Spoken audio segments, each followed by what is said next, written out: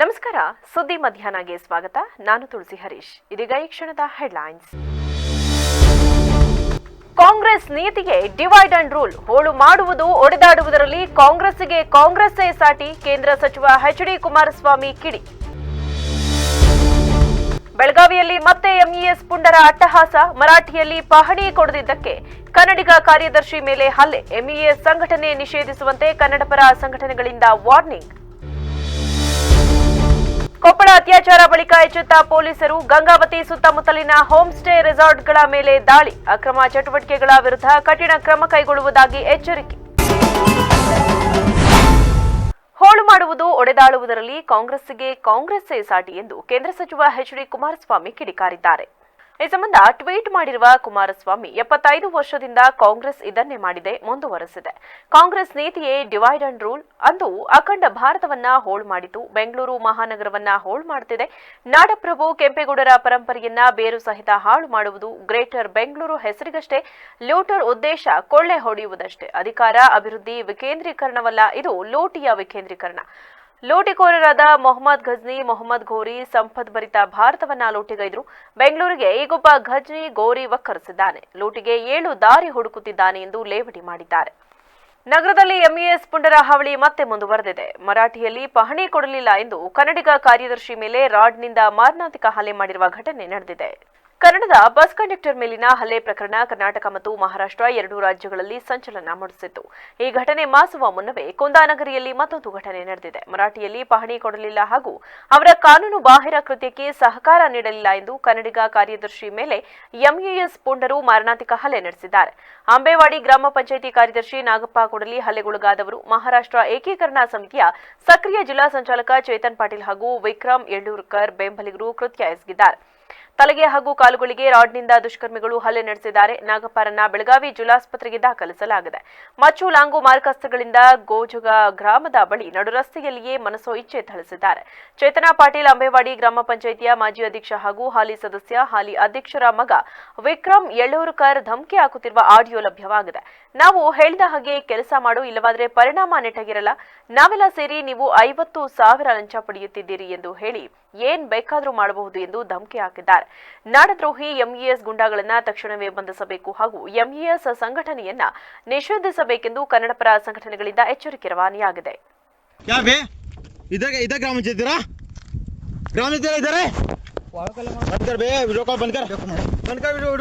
आपका ग्राम जो है क्या अभी इडी मूरू ना ग्राम पंचायत नंबर दे हाँ चलो पंचायत में जाएंगे नी यार केला चलो ग्राम पंचायत में चलो वीडियो करे ना हम वीडियो फोन में पुलिस का मारो हाँ बोल ये बोल बे बोल बोल ए सुन अल नंबर ನಾವು ಪೊಲೀಸ್ ಕಾಲ್ ಮಾಡಿ ಎಲ್ಲ ಪೊಲೀಸ್ ಕಾಲ್ ಮಾಡಿ बोल रे बोल ಪೊಲೀಸ್ ಕಾಲ್ ते ओळखीचे बरोबर कोणी ओळखीचे आहेत मग माहिती की कोणी किती रे अंद ಹೇಳೋಂಗೆ ಸ್ಟೇಷನ್ ಗೆ ಹೇಳೋಂಗೆ वासा तो ग्राम पंचायत कुठे ಆಯ್ತು तेरा वीडियो सब है मेरे पास वो पुंडली के पास है विनायक तळे के पास सब वीडियो है तेरा ಇದ್ರ हाँ ते ಎಲ್ಲ ವಿದೇಶಿ ಮಹಿಳೆ ಹಾಗೂ ಹೋಮ್ ಸ್ಟೇ ಮಾಲೀಕೆ ಮೇಲೆ ನಡೆದ ಸಾಮೂಹಿಕ ಅತ್ಯಾಚಾರ ಪ್ರಕರಣದ ಬಳಿಕ ಪೊಲೀಸ್ ಇಲಾಖೆ ಎಚ್ಚೆತ್ತುಕೊಂಡಿದೆ.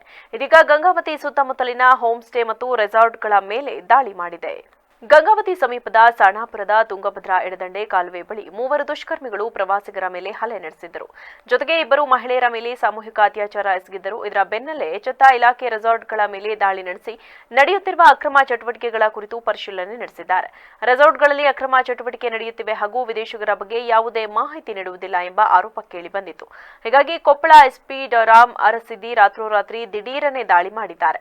ಕೊಪ್ಪಳ ತಾಲೂಕಿನ ಬಸ್ಸಾಪುರ, ಗಂಗಾವತಿ ತಾಲೂಕಿನ ಸಾಣಾಪುರ ಸುತ್ತಮುತ್ತಲಿನ ರೆಸಾರ್ಟ್ ಹಾಗೂ ಹೋಂಸ್ಟೇಗಳ ಮೇಲೆ ಖುದ್ದು ದಾಳಿ ನಡೆಸಿ ದಾಖಲಾತಿಗಳ ನಿರ್ವಹಣೆ, ಮದ್ಯ, ಮಾದಕ ವಸ್ತುಗಳ ಪೂರೈಕೆ ಬಗ್ಗೆ ಪರಿಶೀಲನೆ ನಡೆಸಿದ್ದಾರೆ. ಒಂದು ವೇಳೆ ಅಕ್ರಮ ಚಟುವಟಿಕೆ ನಡೆಸಿದರೆ ಕಠಿಣ ಕ್ರಮ ಕೈಗೊಳ್ಳುವುದಾಗಿ ಎಚ್ಚರಿಕೆ ನೀಡಿದ್ದಾರೆ. ಕೌಟುಂಬಿಕ ಕಲಹ ಹಿನ್ನೆಲೆ ಕೆರೆಗೆ ಹಾರಿ ತಾಯಿ ಮಗ ಸಾವನ್ನಪ್ಪಿರುವ ಘಟನೆ ಜಿಲ್ಲೆಯ ಚನ್ನರಾಯಪಟ್ಟಣ ತಾಲೂಕಿನ ಕಬ್ಬಳ್ಳಿ ಗ್ರಾಮದಲ್ಲಿ ನಡೆದಿದೆ. ಜಯಂತಿ ಭರತ್ ಪ್ರಾಣ ಬಿಟ್ಟ ತಾಯಿ ಮಗ. ಭರತ್ ಕಳೆದ 8 ತಿಂಗಳ ಹಿಂದಷ್ಟೇ ಅರಸೀಕೆರೆ ತಾಲೂಕು ಬಾಗೂರನಹಳ್ಳಿ ಗ್ರಾಮದ ಯುವತಿಯೊಂದಿಗೆ ವಿವಾಹವಾಗಿದ್ದರು. ಅತ್ತೆ ಸೊಸೆ ನಡುವೆ ಹೊಂದಾಣಿಕೆ ಇಲ್ಲದೆ ಪದೇ ಪದೇ ಜಗಳ ನಡೆಯುತ್ತಿತ್ತು. ಇದೇ ಕಾರಣಕ್ಕೆ ಭರತ್ ಪತ್ನಿ ಮನೆ ಬಿಟ್ಟು ತವರು ಮನೆಗೆ ಹೋಗಿದ್ದರು. ಕುಟುಂಬಸ್ಥರು ಹಾಗೂ ಗ್ರಾಮಸ್ಥರು 2 ಬಾರಿ ರಾಜಿ ಪಂಚಾಯಿತಿ ಮಾಡಿದ್ದರು. ಆದರೂ ಭರತ್ ಪತ್ನಿ ಗಂಡನ ಜೊತೆ ಇರದೆ ತವರು ಮನೆಗೆ ಹೋಗಿದ್ದರು. ಇದರಿಂದ ಮನನೊಂದಿದ್ದ ಭರತ್ ಹಾಗೂ ತಾಯಿ ಜಯಂತಿ ಕೆರೆಗೆ ಜಿಗಿದು ಪ್ರಾಣ ಬಿಟ್ಟಿದ್ದಾರೆ. ಘಟನಾ ಸ್ಥಳಕ್ಕೆ ಪೊಲೀಸರು ಭೇಟಿ ನೀಡಿ ಪರಿಶೀಲನೆ ನಡೆಸಿದ್ದು ಹಿರಿಸವೆ ಪೊಲೀಸ್ ಠಾಣೆ ವ್ಯಾಪ್ತಿಯಲ್ಲಿ ಘಟನೆ ನಡೆದಿದೆ. ಚಾಮರಾಜನಗರ ಜಿಲ್ಲೆಯ ಹನೂರು ತಾಲೂಕಿನ ತೆಳ್ಳನೂರು ಬಳಿ ಚಾಲಕನ ನಿಯಂತ್ರಣ ತಪ್ಪಿ 70ಕ್ಕೂ ಹೆಚ್ಚು ಜನರಿಗೆ ಗಾಯಗಳಾಗಿದ್ದು, ಈ ಹಿನ್ನೆಲೆ ಕೊಳ್ಳೇಗಾಲ ಸರ್ಕಾರಿ ಆಸ್ಪತ್ರೆಗೆ ದಾಖಲಾಗಿದ್ದ ಗಾಯಾಳುವನ್ನ ಕೊಳ್ಳೇಗಾಲ ಮಾಜಿ ಸಚಿವ ಕೋಟೆ ಶಿವಣ್ಣ ಭೇಟಿ ನೀಡಿ ಆರೋಗ್ಯ ವಿಚಾರಿಸಿದರು. ಕಬಳಿ ಗ್ರಾಮದಲ್ಲಿ ನಡೆದ ನಿಶ್ಚಿತಾರ್ಥ ಕಾರ್ಯಕ್ರಮ ಮುಗಿಸಿಕೊಂಡು ವಾಪಸ್ ಬರುವಾಗ ಬಸ್ ಚಾಲಕನ ನಿಯಂತ್ರಣ ತಪ್ಪಿ ಹಳ್ಳಕ್ಕೆ ಪಲ್ಟಿ ಹೊಡೆದಿದೆ. ಇದರ ಪರಿಣಾಮ ಬಸ್ನ ಫುಡ್ ಬೋರ್ಡ್ನಲ್ಲಿ ನಿಂತಿದ್ದ ನಿರ್ವಾಹಕ ನವೀನ್ ಬಸ್ ಸಿಡಿಗೆ ಸಿಲುಕಿ ಸ್ಥಳದಲ್ಲಿ ಮೃತಪಟ್ಟಿದ್ದಾನೆ. ಇನ್ನು 60ಕ್ಕೂ ಹೆಚ್ಚು ಮಂದಿಗೆ ಗಾಯಗಳಾಗಿದ್ದು, ಗಾಯಾಳುಗಳನ್ನು ಹನೂರಿನ ಶಾಗ್ಯ ಗ್ರಾಮದ ಆದಿಜಾಂಬವ ಸಮುದಾಯಕ್ಕೆ ಸೇರಿದವರು ಎನ್ನಲಾಗಿದೆ. ಇನ್ನು ಈ ಸಂಬಂಧ ಮಾಜಿ ಸಚಿವ ಕೋಟೆ ಶಿವಣ್ಣ ಆಸ್ಪತ್ರೆಗೆ ಭೇಟಿ ನೀಡಿ ಗಾಯಾಳುಗಳ ಆರೋಗ್ಯ ವಿಚಾರಿಸಿ ಧೈರ್ಯ ತುಂಬಿದ್ದಾರೆ.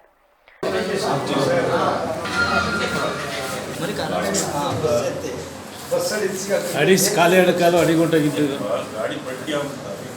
ಹೋಗಿ ಇದಾಗ್ಬಿಟ್ಟಿದೆ, ಅಪ್ಸೈಡ್ ಆಗ್ಬಿಟ್ಟಿದೆ.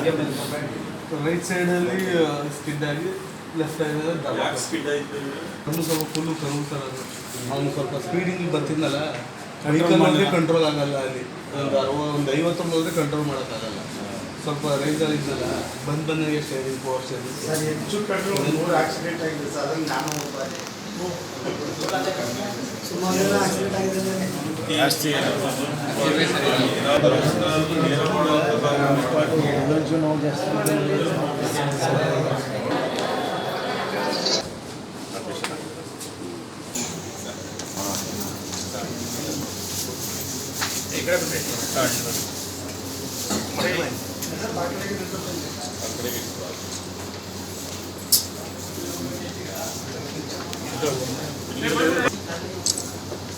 ಈ ಸಂದರ್ಭದಲ್ಲಿ ಕೊಳ್ಳೇಗಾಲ ಉಪವಿಭಾಗ ಆಸ್ಪತ್ರೆಯ ಆಡಳಿತ ವೈದ್ಯಾಧಿಕಾರಿ ಡಾ ರಾಜಶೇಖರ್, ಡಾ ರಮೇಶ್, ಚಿಕ್ಕಲೂರು ಪೀಠ ಸಂಸ್ಥಾನ ಮಠದ ಭರತರಾಜ್ ಅರಸ್, ಮುಖಂಡರಾದ ಬಸವನಪುರ ರಾಜಶೇಖರ್ ಸೇರಿದಂತೆ ಇನ್ನಿತರರು ಹಾಜರಿದ್ದರು. ಒಬ್ಬ ಸ್ವಾಮಿ ಆದವನಿಗೆ ಜಗತ್ತಿನ ಮೋಹ ಮಾಯ ಎಲ್ಲ ಬಿಟ್ಟು ಭಕ್ತಿಯೆಡೆ ಮನಸ್ಸಿರಬೇಕು. ಆದರೆ ಇದಕ್ಕೆ ತದ್ವಿರುದ್ಧ ಎನ್ನುವಂತೆ ಕಲಬುರಗಿಯಲ್ಲಿ ಸ್ವಾಮೀಜಿಯೊಬ್ಬರು ಭಕ್ತಿಯೊಂದನ್ನು ಬಿಟ್ಟು ಕಾಂಗ್ರೆಸ್ ಪಕ್ಷದ ಆಂತರಿಕ ಚುನಾವಣೆ ಬಗ್ಗೆ ಮನಸ್ಸು ಮೂಡಿದೆ ಎಂದು ಕಾಂಗ್ರೆಸ್ ಮುಖಂಡರಾದ ಶಿವಾನಂದ ಹನಗುಂಟಿ ಆಂದೋಲ ಶ್ರೀಗಳ ವಿರುದ್ಧ ಆಕ್ರೋಶ ವ್ಯಕ್ತಪಡಿಸಿದ್ದಾರೆ. ಕಲಬುರಗಿಯಲ್ಲಿ ಮಾಧ್ಯಮದವರ ಜೊತೆ ಮಾತನಾಡಿದ ಅವರು, ಕಾಂಗ್ರೆಸ್ ಚುನಾವಣೆ ನಮ್ಮ ಪಕ್ಷದ ಆಂತರಿಕ ಚುನಾವಣೆ. ನಾವು ಯಾವುದನ್ನು ಇವರ ಮಾತೃ ಪಕ್ಷದವರಂತೆ ಕದ್ದು ಮುಚ್ಚಿ ಮಾಡುವವರಲ್ಲ. ಇಡೀ ಪ್ರಕ್ರಿಯೆಗೆ ಪರ್ಯಾಯ ತಂಡವನ್ನ ಚುನಾವಣೆಯ ಪ್ರತಿ ಹಂತದ ಪರಿಶೀಲನೆ ನಡೆಸಲಿದೆ. ಚುನಾವಣೆ ನಡೆಸದೆ ಸ್ವಯಂ ಘೋಷಿತ ರಾಜ್ಯಾಧ್ಯಕ್ಷರಾದವರಿಗೆ ಚುನಾವಣೆ ಪ್ರಕ್ರಿಯೆ ಅಸಾಧಾರಣವಾಗಿಯೇ ಕಾಣುತ್ತದೆ ಎಂದರು.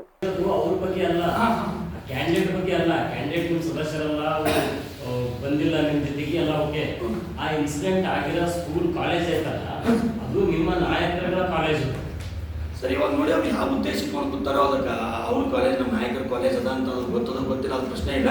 ಅವರು ಯಾವ ರೀತಿ ಕೂತಾರದ ಕಾನೂನಿನಲ್ಲೇ ಇವತ್ತು ಅವ್ರಿಗೆ ಎನ್ಕ್ವೈರಿನ ಅವ್ರಿಗೆ ಆಲ್ರೆಡಿ ಕಸ್ಟಡಿಯಲ್ಲಿ ಇದ್ದಾರೆ ಸರ್. ಅವ್ರಿಗೆ ಎನ್ಕ್ವೈರಿ ಮಾಡ್ತಾ ಇದ್ದಾರೆ ಸರ್, ಅದ್ರ ಬಗ್ಗೆ ನಮ್ಗೆ ಅದು ಮಾಹಿತಿ ಇಲ್ಲ ಸರಿ. ಮತ್ತೆ ಅವರು ನೋಡಿ ತಮ್ಮ ಕ್ಷೇತ್ರದಲ್ಲಿ ತಮ್ಮ ತಾಲೂಕಿನಲ್ಲೇ ಸ್ವಾಮೀಜಿಯವರು ಒಂದು ಹುಡುಗಿ ಆತ್ಮಹತ್ಯೆ ಪ್ರಕರಣ ಆದಾಗ ಯಾವುದೇ ರೀತಿ ಅವರು ಅದಕ್ಕೆ ಪ್ರತಿಕ್ರಿಯೆ ಕೊಟ್ಟಿಲ್ಲ. ಸೊ ಅಲ್ಲೇ ಪ್ರತಿಕ್ರಿಯೆ ಕೊಡಬೇಕಾಗಿತ್ತಲ್ಲ. ಈ ಒಂದು ಯುವಕರ ಬಗ್ಗೆ ಅವ್ರಿಗೆ ಅಷ್ಟೇ ಒಂದು ಯುವ ಕಾಂಗ್ರೆಸ್ನ ಬಗ್ಗೆ ಮತ್ತು ಅವರು ಎಲ್ಲ ಒಂದು ಇದ್ರ ಬಗ್ಗೆ ಇಷ್ಟ ನಮ್ಮ ಯೂತ್ ಕಾಂಗ್ರೆಸ್ ಬಗ್ಗೆ ಮಾತಾಡ್ತಾರಪ್ಪ ಅಂತಂದಾಗ ಅವರು ಒಬ್ಬ ಯುವತಿನೇ ಇದ್ದರು. ಸೊ ಆಕಿನ ಬಗ್ಗೆ ನಾವು ಚಕಾರಿ ಹಚ್ಚಬೇಕಾಗಿತ್ತಲ್ಲ. ಬರೀ ಕಾಂಗ್ರೆಸ್ಸಿಗೆ ಯಾಕೆ ಟಾರ್ಗೆಟ್ ಮಾಡ್ತಾರೆ ಇವ್ರಿಗೆ ರಾಜಕೀಯನೇ ಮಾಡಬೇಕಾಗಿತ್ತಂದ್ರೆ ಖಾದಿ ಬಿಟ್ಟು ಖಾದಿ ಹಾಕೊಂಡು ರಾಜಕೀಯ ಮಾಡಂತೇಳಿ ಯಾವ ಸ್ವಾಮೀಜಿ ಬಗ್ಗೆ ಮಾತಾಡ್ತಾರೆ. ನಮ್ಮ ಸಂಘ ಜನರ ಕಷ್ಟಕ್ಕೆ ಸದಾಕಾಲ ಸ್ಪಂದಿಸುತ್ತಾ ಬಂದಿದೆ. ಸಂಘದ ಎಲ್ಲ ಸದಸ್ಯರು ಒಗ್ಗಟ್ಟಾಗಿ ಕೆಲಸ ಮಾಡುತ್ತಿರುವುದರಿಂದ ಇದು ಸಾಧ್ಯವಾಗಿದೆ ಎಂದು ಸಾಲಗಾರರ ಕ್ಷೇಮಾಭಿವೃದ್ಧಿ ಸಂಘದ ಅಧ್ಯಕ್ಷ ಗಣಪತಿ ನಾಯಕ್ ಹೇಳಿದರು. ಭಟ್ಕಳ ತಾಲೂಕಿನ ಮಾರುಕೇರಿ ಕೊಡುಗಿಯಲ್ಲಿ ನಡೆದ ಅಭಿನಂದನಾ ಸಭೆಯನ್ನು ಉದ್ಘಾಟಿಸಿ ಮಾತನಾಡಿದ ಅವರು, ನಮ್ಮ ಸಂಘವನ್ನ ಪ್ರಾರಂಭಿಸಿ 20 ವರ್ಷಗಳು ತುಂಬುತ್ತಿದೆ. ಈ ನಡುವೆ ಸಂಘ ಇಂತಹ ಅನೇಕ ಸಮಾಜಮುಖಿ ಕಾರ್ಯಗಳನ್ನು ನೆರವೇರಿಸುತ್ತಾ ಬಂದಿದೆ. ಉದ್ಯಮಿ ದೀಪಕ್ ಪೂಜಾರಿ ಮೊದಲಿನಿಂದಲೂ ತನ್ನ ಸ್ನೇಹಿತರಾಗಿದ್ದು ಆಕಸ್ಮಿಕವಾಗಿ ಈ ವಿಚಾರವನ್ನ ಅವರ ಜೊತೆ ಹಂಚಿಕೊಂಡಿದೆ. ಅವರು ಸ್ವತಃ ಇಲ್ಲಿಗೆ ಭೇಟಿ ನೀಡಿ ತಾವೇ ಹಣ ನೀಡುವುದಾಗಿ ಹೇಳಿ ಈ ಕೆಲಸಕ್ಕೆ ನೆರವಿನ ಹಸ್ತ ಚಾಚಿದರು ಎಂದು ತಿಳಿಸಿದರು. ದೀಪಕ್ ಪೂಜಾರಿ ಅವರಿಗೆ ಇವತ್ತೊಂದು ಗೌರವಾರ್ಪಣೆ ಕಾರ್ಯಕ್ರಮವನ್ನು ಇಟ್ಕೊಂಡಿದ್ದೇವೆ. ನಾವು ಈ ಸಂಘವನ್ನ ಪ್ರಾರಂಭ ಮಾಡಿ 2026ಕ್ಕೆ 20 ವರ್ಷ ತುಂಬುತ್ತದೆ.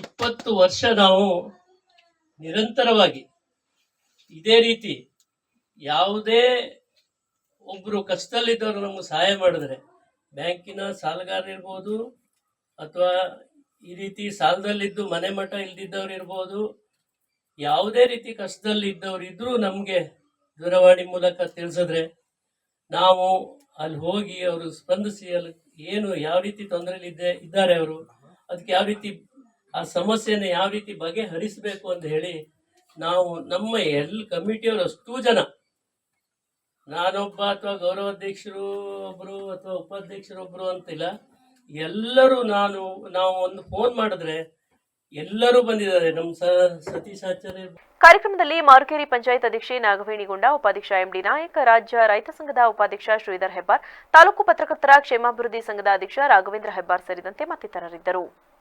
ಕೊನೆಯಲ್ಲಿ ಮತ್ತೊಮ್ಮೆ ಹೆಡ್ಲೈನ್ಸ್. ಕಾಂಗ್ರೆಸ್ ನೀತಿಗೆ ಡಿವೈಡ್ ಅಂಡ್ ರೂಲ್, ಹೋಳು ಮಾಡುವುದು ಒಡೆದಾಡುವುದರಲ್ಲಿ ಕಾಂಗ್ರೆಸ್ಸಿಗೆ ಕಾಂಗ್ರೆಸ್ಸೇ ಸಾಟಿ, ಕೇಂದ್ರ ಸಚಿವ ಎಚ್.ಡಿ. ಕುಮಾರಸ್ವಾಮಿ ಕಿಡಿ. ಬೆಳಗಾವಿಯಲ್ಲಿ ಮತ್ತೆ ಎಂಇಎಸ್ ಪುಂಡರ ಅಟ್ಟಹಾಸ, ಮರಾಠಿಯಲ್ಲಿ ಪಹಣಿ ಕೊಡದಿದ್ದಕ್ಕೆ ಕನ್ನಡಿಗ ಕಾರ್ಯದರ್ಶಿ ಮೇಲೆ ಹಲ್ಲೆ, ಎಂಇಎಸ್ ಸಂಘಟನೆ ನಿಷೇಧಿಸುವಂತೆ ಕನ್ನಡಪರ ಸಂಘಟನೆಗಳಿಂದ ವಾರ್ನಿಂಗ್. ಕೊಪ್ಪಳ ಅತ್ಯಾಚಾರ ಬಳಿಕ ಎಚ್ಚೆತ್ತ ಪೊಲೀಸರು, ಗಂಗಾವತಿ ಸುತ್ತಮುತ್ತಲಿನ ಹೋಮ್ ಸ್ಟೇ ರೆಸಾರ್ಟ್ಗಳ ಮೇಲೆ ದಾಳಿ, ಅಕ್ರಮ ಚಟುವಟಿಕೆಗಳ ವಿರುದ್ಧ ಕಠಿಣ ಕ್ರಮ ಕೈಗೊಳ್ಳುವುದಾಗಿ ಎಚ್ಚರಿಕೆ. ಕ್ಷಣ ಕ್ಷಣದ ಸುದ್ದಿಗಾಗಿ ನೋಡ್ತಾ ಇರಿ ವಿವಿಸಿ ಟಿವಿ, ಇದು ಜನರ ಧ್ವನಿ, ಸತ್ಯದ ಕಡೆ ನಮ್ಮ ನಡೆ.